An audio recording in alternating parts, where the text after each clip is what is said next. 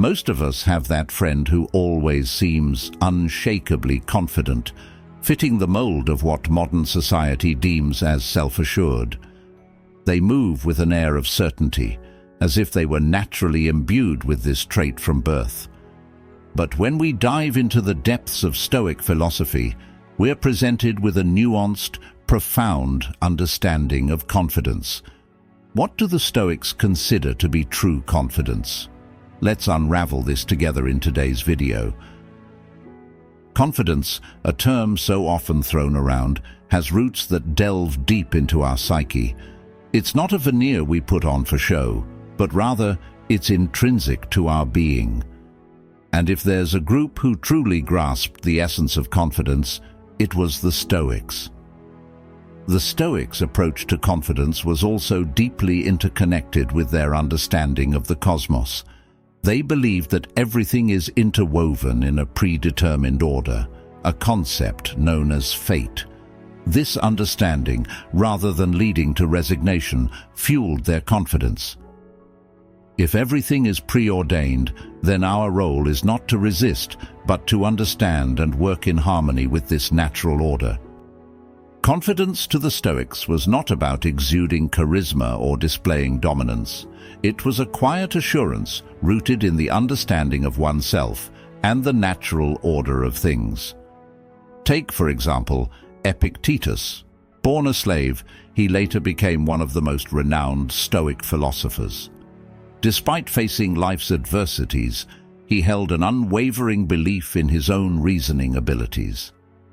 Epictetus did not allow his external circumstances to dictate his internal state. Instead, he derived confidence from within, from an understanding that our reactions, not our situations, define us. Another vivid embodiment of Stoic confidence is Seneca. His life was not without controversy or challenge, having faced exile and later forced to end his life. Yet his writings indicate a man who was deeply secure in his beliefs. When faced with exile, instead of wallowing in despair, Seneca used the time to write and study. He saw every challenge as an opportunity for reflection and growth. Seneca's letters to his friend Lucilius are a testament to this. He wrote about the impermanence of life, the folly of chasing fame, and the importance of self-awareness. Each letter, in its own way, was a lesson on how to live with confidence amidst uncertainty. You might wonder, how did the Stoics achieve such unwavering confidence? Well, they began by understanding that confidence is not about having all the answers, but about being okay with not knowing. It's about understanding that life, with all its unpredictability, is out of our control. What remains within our control, however, is our response to it. In their quest for understanding confidence, the Stoics also frequently contemplated death. It may seem counterintuitive, but this memento mori, a reflection on mortality, fortified their confidence. By regularly reminding themselves of the fleeting nature of life, they became more courageous, making the most of each moment.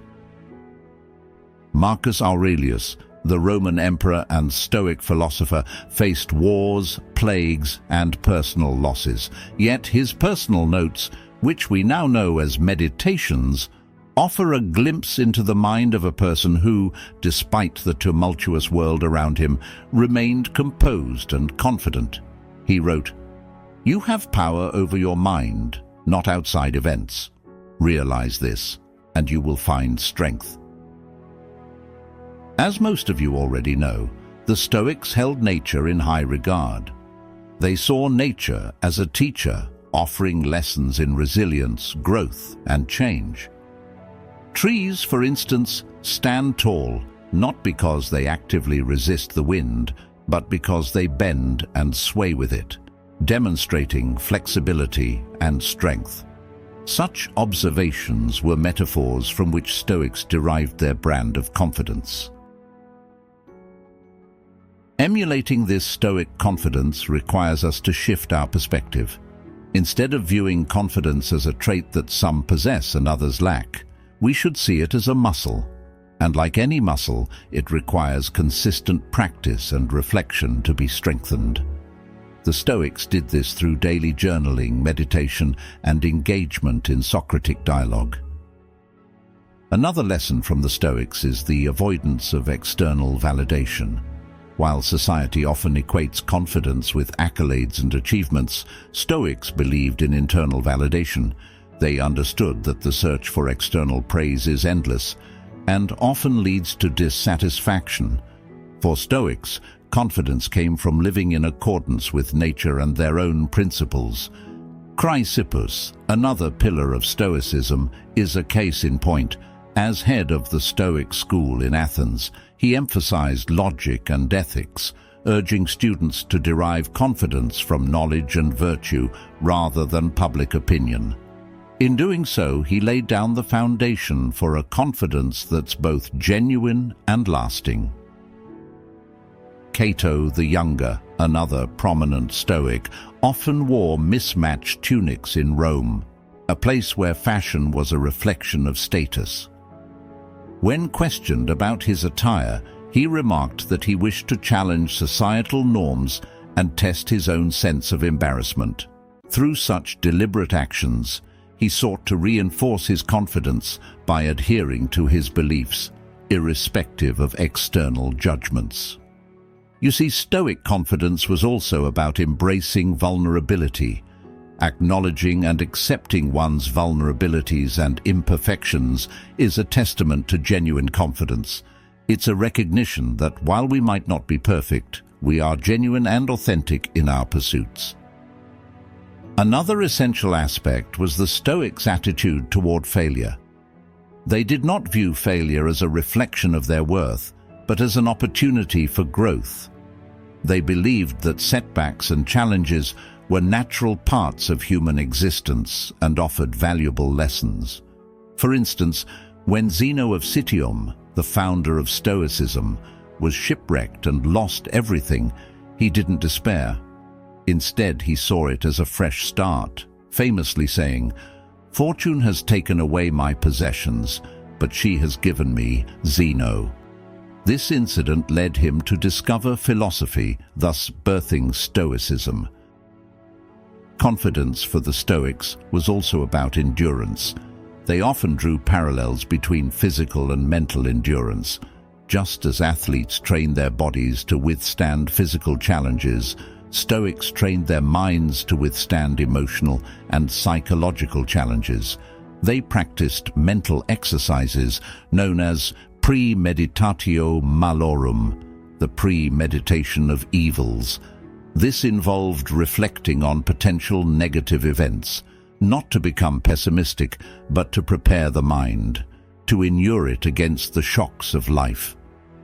The Stoics believed that by anticipating potential setbacks, they could face any adversity with calmness and confidence.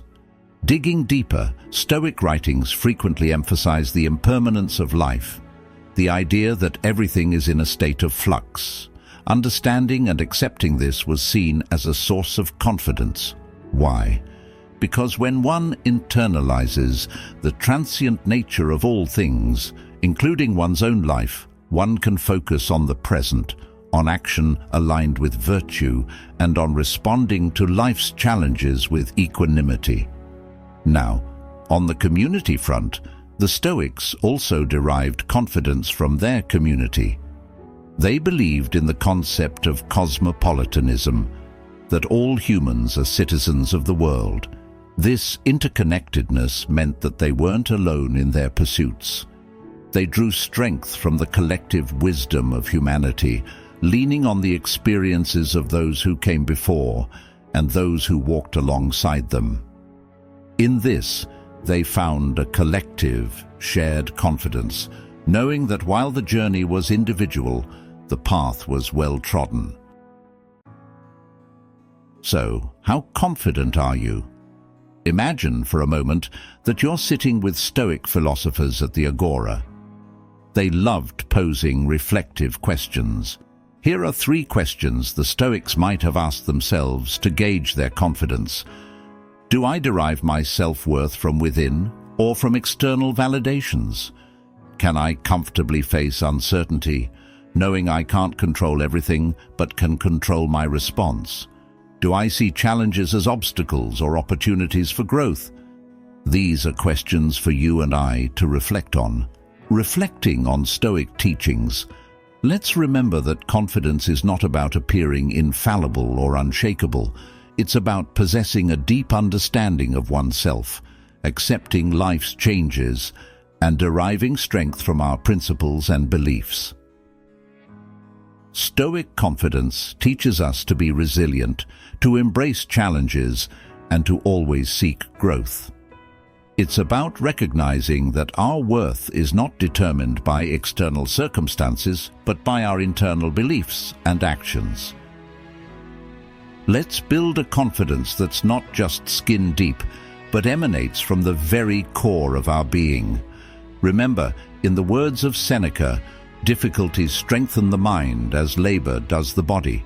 Embrace challenges, accept imperfections, and find confidence in the journey of self-discovery and growth. Because after all, true confidence, like that of the Stoics, is not about standing tall in the face of applause, but about remaining unshaken in the midst of storms. You know, the beauty of Stoic philosophy is that it always sparks such thought-provoking conversations. I'm curious to hear your takeaways from our chat today. Drop a comment below sharing what resonated with you the most.